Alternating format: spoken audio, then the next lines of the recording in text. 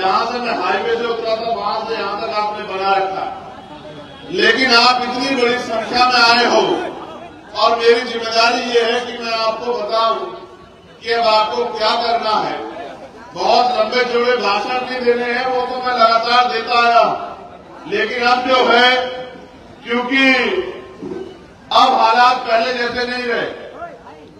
पहले सरकारों में सुनवाई होती थी, गरीब का ध्यान रखा जाता था, उनके महंगाई से लेकर जो समस्या उनके जीवन में होती थी उन पे काम होता था।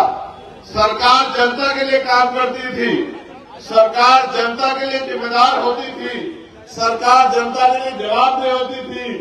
लेकिन अब की सरकारें तो अपनी पार्टी के नेता, अपनी पार्टी से जुड़े अधिकारी और चंद पूंजीपतियों के जवाबदेही सरकारें हो गई हैं। अब जो सरकारें काम कर रही हैं, न वो किसानों की जैसी हैं, न नौजवानों की जैसी हैं, न महिलाओं की जैसी हैं, न कर्मचारियों की जैसी हैं, न ही व्यापारियों की जैसी हैं, न ही गरीबों की जैसी हैं।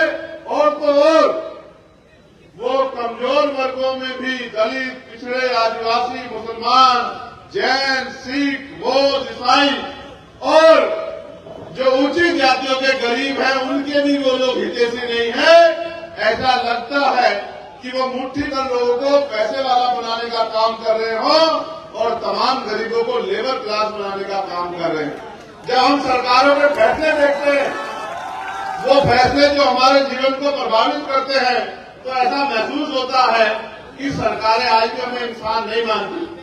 अगर सरकारें हमें इंसान मानती तो हमारे बारे में सोचती। अब सोचा क्या है, अभी बजट आया सेंटर का और स्टेट का दोनों का, क्या महंगाई कम हुई? गैस के सिलेंडर के दाम कम हुए? बिजली के दाम कम हुए? खाद्य पदार्थों के दाम कम हुए? पेट्रोल डीजल के दाम कम हुए? क्या एजुकेशन का बजट बढ़ा या घटा? बताओ। एजुकेशन का बजट घटा दिया। हेल्थ का बजट बढ़ाया घटाया? हेल्थ का बजट घटा। अब एजुकेशन को समझो। मैंने कल ही पार्लियामेंट में कहा परसों कि जब पढ़ेगा नहीं भारत तो आगे कैसे बढ़ेगा बता। आपने एजुकेशन का बजट खत्म कर दिया।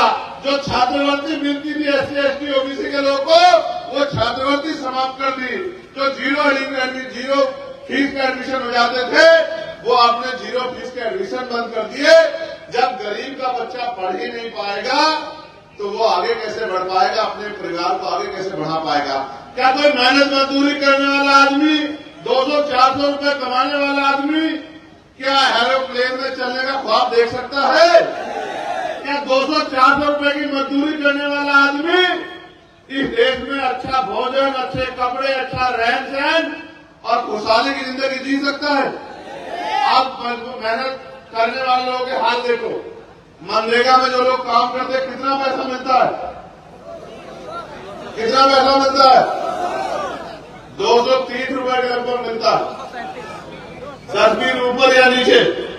आप बताओ, 250 रुपए में घर चलता है क्या? अभी मैं रास्ते में रुका था, वो कोई गांव था। गांव के लोगों ने एक टेंट की व्यवस्था करके मुझे रोक लिया। बहुत सारी महिलाएं बैठी थी। अगर पुरुष होते तो मैं हाथ जोड़ के चला आता, नौजवान होते तो आदेश देके चलाता। महिलाओं को, गांव को, बहनों को देख के रुक गया। मैंने उनसे पूछा कि बताइए, आप यहाँ इतनी बड़ी संख्या में बैठी हैं, आप रोजगार क्या है आपके यहाँ? तो उन्होंने मुझसे बताया कि हम पे जमीनें तो है नहीं, हम तो दूसरों के खेतों में काम करते हैं और कहीं हमें 150 रुपए मिलते हैं, कहीं 200 रुपए मिलते हैं, कहीं 180 रुपए मिलते हैं। आप ये बताओ, 180-200 रुपए में घर चलता है क्या? इन्होंने हेल्थ का बजट कम कर दिया। हेल्थ का बजट कम होगा तो क्या होगा?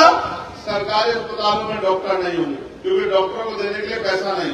फिर ईसीजी की मशीन नहीं होगी, एक्सरे मशीन नहीं होगी, और कोई अच्छी मशीन नहीं होगी, दवाइयां नहीं होंगी, सीटी स्कैन नहीं होंगे, और तो और टेस्ट बाहर से लिखे जाएंगे।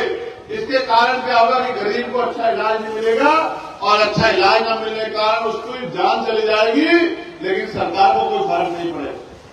मैंने कल ही मांग उठाई, और आप बताना मेरी मांग गलत है या सही है। मैंने कल ही मांग उठाई, गौर से सुनो, कि चाहे सुरक्षा प्राप्त अभिनेता हो या नेता हो, नेता एडी से लेकर चोटी का हो, या फिर कोई अधिकारी हो, आईएएस अफसर हो, आईपीएस अफसर हो, या कोई और सरकारी कर्मचारी हो जो सरकारी तनख्वाह लेता है, या कोई व्यापारी हो, उनके बच्चों का और उनका जरूरत पड़ने पे इलाज सरकारी अस्पताल में होना चाहिए। होना चाहिए नहीं होना चाहिए?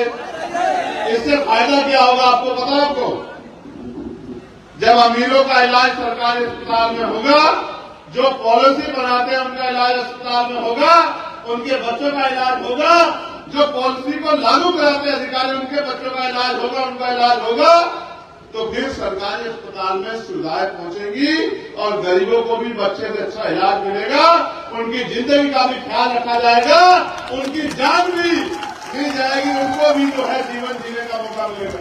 ऐसे मैंने मांग उठाई परसों, जब एजुकेशन के बजट पे अनुदान और मांगों पे मुझे बोलने का मौका मिला। मैंने ये कहा कि चाहे मुख्यमंत्री हो, प्रधानमंत्री हो, राज्यपाल हो, मंत्री हो, विधायक हो, या किसी और विभाग का मंत्री हो, आईएएस अधिकारी हो, आईपीएस अधिकारी हो, या सरकारी सेवा का कोई अधिकारी हो, कोई व्यापारी हो, सबके बच्चों को सरकारी स्कूल में पढ़ने की इजाजत मिलनी चाहिए। अब उससे होगा क्या? जब एक ही कुर्सी पे एक ही कमरे में यहाँ आईएएस अधिकारी का बेटा बैठेगा, यहाँ आईपीएस अधिकारी का बेटा बैठेगा,